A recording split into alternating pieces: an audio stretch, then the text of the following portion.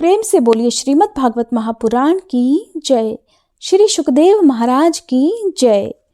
व्यास नंदन भगवान श्री सुखदेव जी कहते हैं कि परीक्षित, भगवान श्री कृष्ण ने बलराम जी तथा अन्य यदुवंशियों के साथ मिलकर बहुत से दैत्यों का संहार किया और कौरवों और पांडवों में भी शीघ्र मारकाट मचाने वाला अत्यंत प्रबल कलह उत्पन्न करके पृथ्वी का भार उतार दिया। कौरवों ने कपटपूर्ण जुए से, तरह तरह के अपमानों से और द्रौपदी के केश खींचने आदि अत्याचारों से पांडवों को अत्यंत क्रोधित कर दिया था। उन्हीं पांडवों को निमित्त बनाकर भगवान श्री कृष्ण ने दोनों पक्षों में एकत्र हुए राजाओं को मरवा डाला और इस प्रकार पृथ्वी का भार हल्का कर दिया। अपने बाहुबल से सुरक्षित यदुवंशियों के द्वारा पृथ्वी के भार राजा और उनकी सेना का विनाश करके प्रमाणों के द्वारा ज्ञान के विषय न होने वाले भगवान श्री कृष्ण ने विचार किया कि लोक दृष्टि से पृथ्वी का भार दूर हो जाने पर भी वस्तुतः मेरी दृष्टि से अभी तक दूर नहीं हुआ, क्योंकि जिस पर कोई विजय प्राप्त नहीं कर सकता वह यदुवंश तो अभी भी पृथ्वी पर विद्यमान है। ये यदुवंश मेरे आश्रित है और हाथी, घोड़े, जनबल, धनबल आदि विशाल वैभव के कारण उच्छृंखल हो रहा है। अन्य किसी देवता आदि से भी इसकी किसी प्रकार पराजय नहीं हो सकती। कोई यदुवंशियों को जीत नहीं सकता। बांस के वन में परस्पर संघर्ष से उत्पन्न अग्नि की तरह इस यदुवंश में भी परस्पर कलह खड़ा करके मैं शांति प्राप्त कर सकूंगा और इसके बाद अपने धाम में जाऊंगा। राजन, भगवान सर्वशक्तिमान और सत्य संकल्प हैं। उन्होंने इस प्रकार अपने मन में निश्चय करके ब्राह्मणों के शाप के बहाने अपने ही वंश का संहार कर डाला। सबको समेटकर फिर अपने धाम में ले गए। परीक्षित, भगवान की वह मूर्ति त्रिलोकी के सौंदर्य का तिरस्कार करने वाली थी। उन्होंने अपने सौंदर्य माधुरी से सबके नेत्र अपनी ओर आकर्षित कर लिए थे। उन्होंने अनायास ही पृथ्वी में अपनी कीर्ति का विस्तार कर दिया, जिसका बड़े बड़े सुकवियों ने बड़ी ही सुंदर भाषा में वर्णन किया है। वो इसलिए कि मेरे चले जाने के बाद लोग मेरी इस कीर्ति का गान, श्रवण और स्मरण करके इस अज्ञान रूप अंधकार से सुगमतया पार हो जाएंगे। इसके बाद परम ऐश्वर्यशाली भगवान श्री कृष्ण ने अपने धाम को प्रयाण किया। राजा परीक्षित ने पूछा, भगवान, यदुवंशी तो बड़े ब्राह्मण भक्त थे, उनमें बड़ी उदारता भी थी और वे अपने कुल वृद्धों की नित्य निरंतर सेवा भी करने वाले थे। सबसे बड़ी बात तो ये थी कि उनका मन सदा भगवान में ही लगा रहता था। फिर उनसे ब्राह्मणों का अपराध कैसे बन गया और क्यों ब्राह्मणों ने उन्हें श्राप दिया? भगवान के परम प्रेमी हे विप्रवर, उस शाप का कारण क्या था और क्या स्वरूप था? समस्त यदुवंशियों के आत्मा, स्वामी और परम प्रियतम एकमात्र भगवान श्री कृष्ण ही थे। फिर उनमें फूट कैसे हुई? दूसरी नजर से देखें तो वे सब ऋषि अद्वैत दर्शी थे। फिर उनको ऐसी भेद दृष्टि कैसे हुई? ये सब आप कृपा करके मुझे बतलाइए। तब राजा परीक्षित के पूछने पर श्री सुखदेव जी कहने लगे, भगवान श्री कृष्ण ने वह शरीर धारण करके जिसमें संपूर्ण सुंदर पदार्थों का सन्निवेश था, नेत्रों में मृगनयन, कंधों में सिंहस्कंध, करों में करीकर, चरणों में कमल आदि का विन्यास था, पृथ्वी में मंगलमय कल्याणकारी कर्मों का आचरण किया। वे पूर्णकाम प्रभु द्वारका धाम में रहकर क्रीड़ा करते रहे और उन्होंने अपनी उदार कीर्ति की स्थापना की। अंत में श्रीहरि ने अपने कुल के संहार उपसंहार की इच्छा की, क्योंकि अब पृथ्वी का भार उतरने में इतना ही कार्य बचा था। भगवान श्री कृष्ण ने ऐसे परम मंगल में पुण्य प्रापक कर्म किए जिनका गान करने वाले लोगों के सारे कलिमल, सभी पाप नष्ट हो जाते हैं। अब भगवान श्री कृष्ण महाराज उग्रसेन की राजधानी द्वारकापुरी में वसुदेव जी के घर यादवों का संहार करने के लिए काल रूप से ही निवास कर रहे थे। उस समय उनके विदा कर देने पर विश्वामित्र, असित, कण्व, दुर्वासा, भृगु, अंगिरा, कश्यप, वामदेव, अत्रि, वशिष्ठ और नारद आदि बड़े बड़े ऋषि द्वारका के पास ही पिंडारक क्षेत्र में जाकर निवास करने लगे थे। एक दिन यदुवंश के कुछ उद्दंड कुमार खेलते खेलते उनके पास जा निकले। उन्होंने बनावटी नम्रता से उनके चरणों में प्रणाम करके प्रश्न किया। वे जामवंती नंदन सांब को स्त्री के वेश में सजाकर ले गए और उन ब्राह्मणों से कहने लगे, ब्राह्मणों, ये कजरारी आंखों वाली सुंदरी गर्भवती है। ये आपसे एक बात पूछना चाहती है, परंतु खुद पूछने में सकुचा रही है।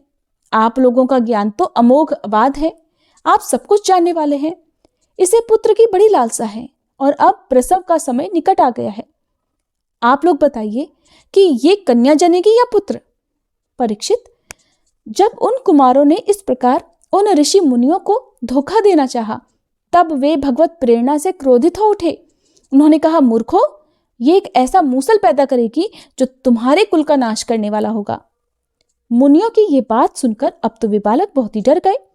उन्होंने तुरंत सांब का पेट खोलकर देखा तो सचमुच उसमें से एक लोहे का मूसल मिला।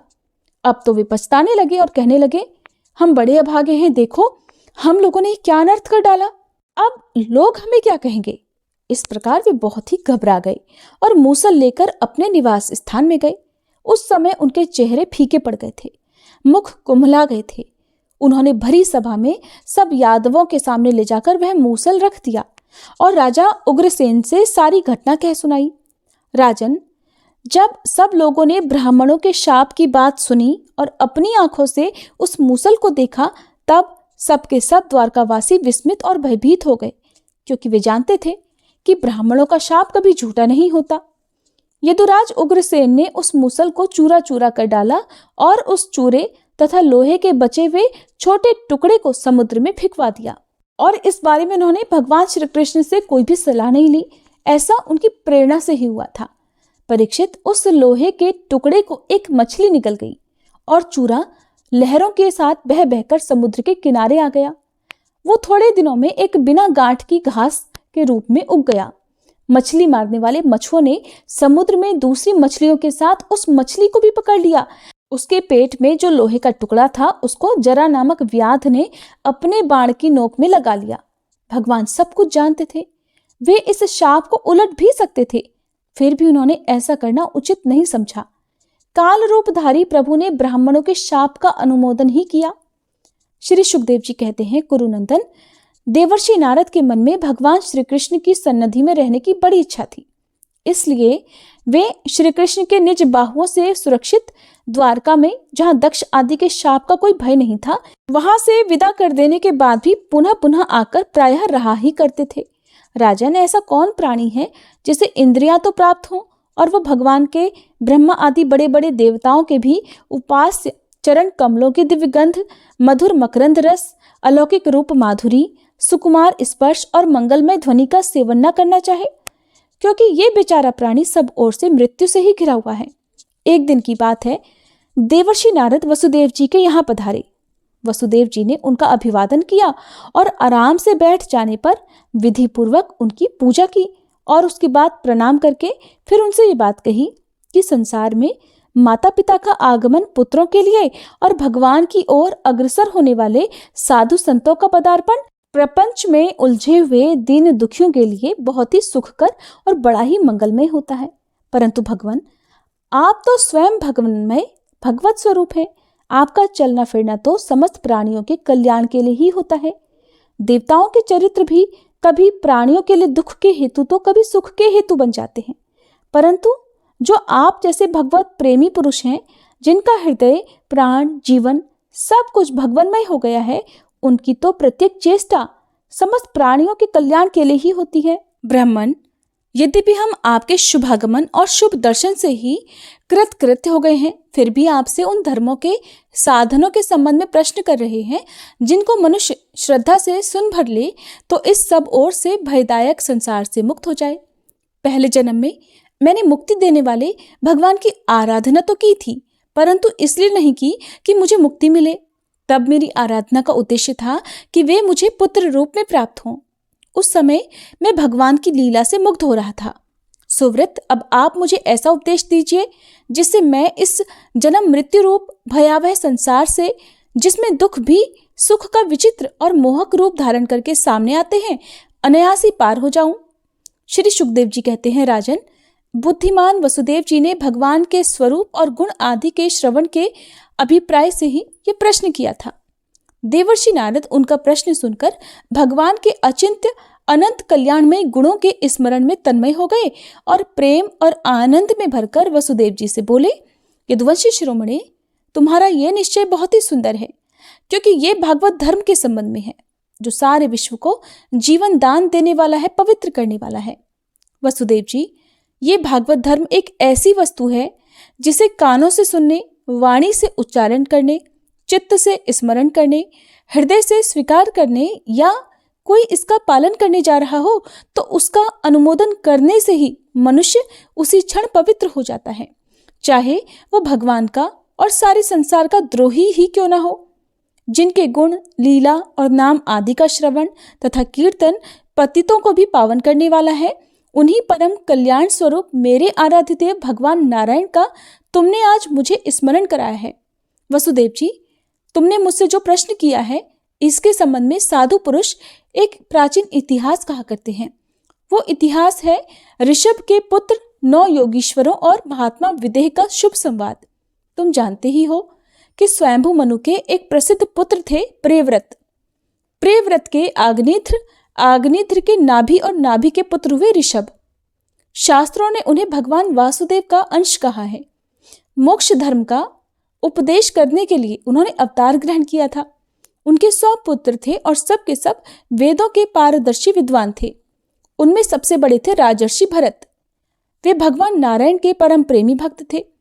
उन्हीं के नाम से ये भूमिखंड जो पहले अजनाभ वर्ष कहलाता था, भारतवर्ष कहलाया। ये भारतवर्ष भी एक अलौकिक स्थान है। राजर्षि भरत ने सारी पृथ्वी का राज्य भोग किया, किंतु अंत में इसे छोड़कर वन में चले गए। वहां उन्होंने तपस्या के द्वारा भगवान की उपासना की और फिर 3 जन्मों में वे भगवान को प्राप्त हुए। श्री सुखदेव जी कहते हैं, परीक्षित, जब देवर्षि नारद वसुदेव जी को उपदेश करके चले गए तब अपने पुत्र सनकादिकों, देवताओं और प्रजापतियों के साथ, ब्रह्मा जी, भूतगणों के साथ सर्वेश्वर महादेव जी और मरुतगणों के साथ देवराज इंद्र द्वारका नगरी में आ गए। साथ ही सभी आदित्यगण, 8 वसु, अश्विनी कुमार, ऋभु, अंगिरा के वंशज ऋषि, 11 रुद्र, विश्वेदेव, सांध्यगण, गंधर्व, अप्सराएं, नाग, सिद्ध, चारण, गुह्यक, ऋषि, पितर, विद्याधर और किन्नर भी वहीं आ पहुंचे। इन लोगों के आगमन का उद्देश्य ये था कि मनुष्य का सा मनोहर वेश धारण करने वाले और अपने श्याम सुंदर विग्रह से सभी लोगों का मन अपनी ओर खींचकर रमा लेने वाले भगवान का दर्शन करें, क्योंकि इस समय उन्होंने अपना श्री विग्रह प्रकट करके उसके द्वारा तीनों लोकों में ऐसी पवित्र कीर्ति का विस्तार किया है जो समस्त लोकों के पाप ताप को सदा के लिए मिटा देती है। द्वारकापुरी सब प्रकार की संपत्ति और ऐश्वर्यों से समृद्ध तथा अलौकिक दीप्ति से दैदीप्यमान हो रही थी। वहां आकर उन लोगों ने अनूठी छवि से युक्त भगवान के दर्शन किए।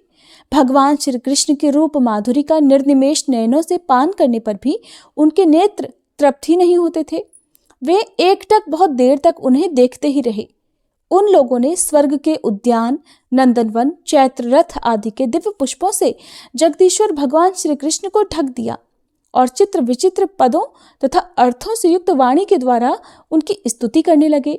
देवताओं ने प्रार्थना की कि स्वामी, कर्मों के विकट फंदों से छूटने की इच्छा वाले मुमुक्षजन भक्तिभाव से अपने हृदय में जिसका चिंतन करते रहते हैं, आपके उसी चरण कमल को हम लोगों ने अपनी बुद्धि, इंद्रिय, प्राण, मन और वाणी से साक्षात नमस्कार किया है। अहो, आश्चर्य है प्रभु, आपके वे ही चरण कमल हमारी समस्त अशुभ वासनाओं, विषय वासनाओं को भस्म करने के लिए अग्नि स्वरूप हो। वे अग्नि के समान हमारे पाप तापों को भस्म कर दें। प्रभु, ये भगवती लक्ष्मी आपके वक्ष स्थल पर मुरझाई हुई बासी वनमाला से भी सौत की तरह स्पर्धा रखती हैं, फिर भी आप उनकी परवाह न कर भक्तों के द्वारा इस बासी माला से की हुई पूजा भी प्रेम से स्वीकार करते हैं। ऐसे भक्त वत्सल प्रभु के चरण कमल सदा हमारी विषय वासनाओं को जलाने वाले अग्नि स्वरूप हों। अनंत वामना अवतार में दैत्यराज बलि की दी हुई पृथ्वी को नापने के लिए जब आपने अपना पग उठाया था और वह सत्यलोक में पहुंच गया था, तब ऐसा जान पड़ता था मानो कोई बहुत बड़ा विजय ध्वज हो। ब्रह्मा जी के पखारने के बाद उससे गिरती हुई गंगा जी के जल की 3 धाराएं ऐसी लगती थी मानो उसमें लगी हुई 3 पताकाएं फहरा रही हो। उसे देखकर असुरों की सेना भयभीत हो गई थी और देवसेना निर्भय। आपका वह चरण कमल साधु स्वभाव पुरुषों के लिए आपके धाम वैकुंठ लोक की प्राप्ति का और दुष्टों के लिए अधोगति का कारण है। भगवान, आपका वही पाद पद्म हम भजन करने वालों के सारे पाप ताप धो बहा दे। ब्रह्मा आदि जितने भी शरीरधारी हैं वे सत्व रज तम इन तीनों गुणों के परस्पर विरोधी त्रिविध भावों की टक्कर से जीते मरते रहते हैं। वे सुख दुख के थपेड़ों से बाहर नहीं हैं और ठीक वैसे ही आपके वश में हैं जैसे नथे हुए बैल अपने स्वामी के वश में होते हैं। आप उनके लिए भी काल स्वरूप हैं। उनके जीवन का आदि मध्य और अंत आपके ही अधीन है। इतना ही नहीं, आप प्रकृति और पुरुष से भी परे स्वयं पुरुषोत्तम हैं। श्री सुखदेव जी कहते हैं, परीक्षित, समस्त देवताओं और भगवान शंकर के साथ ब्रह्मा जी ने इस प्रकार भगवान की स्तुति की। इसके बाद वे प्रणाम करके अपने धाम में जाने के लिए आकाश में स्थित होकर भगवान से इस प्रकार कहने लगे। ब्रह्मा जी ने कहा, सर्वात्मन प्रभो, पहले हम लोगों ने आपसे अवतार लेकर पृथ्वी का भार उतारने के लिए प्रार्थना की थी, सो वह काम आपने हमारी प्रार्थना के अनुसार ही यथोचित रूप से पूरा कर दिया। आपने सत्यपरायण साधु पुरुषों के कल्याण के लिए धर्म की स्थापना भी कर दी और दसों दिशाओं में ऐसी कीर्ति फैला दी जिसे सुन सुनाकर सब लोग अपने मन का मैल मिटा देते हैं। आपने ये सर्वोत्तम रूप धारण करके यदुवंश में अवतार लिया और जगत के हित के लिए उदारता और पराक्रम से भरी अनेकों लीलाएं की। प्रभु, कलयुग में जो साधु स्वभाव मनुष्य आपकी इन लीलाओं का श्रवण कीर्तन करेंगे वे सुगमता से ही इस अज्ञान रूप अंधकार से पार हो जाएंगे। पुरुषोत्तम सर्वशक्तिमान प्रभु, आपको यदुवंश में अवतार ग्रहण किए 125 वर्ष बीत गए हैं। सर्वाधार, अब हम लोगों का ऐसा कोई काम बाकी नहीं है जिसे पूर्ण करने के लिए आपके यहाँ रहने की आवश्यकता हो। ब्राह्मणों के शाप के कारण आपका ये कुल भी एक प्रकार से नष्ट हो ही चुका है। इसलिए वैकुंठनाथ, यदि आप उचित समझें तो अपने परम धाम में पधारिए और अपने सेवक हम लोकपालों का तथा हमारे लोगों का पालन पोषण कीजिए।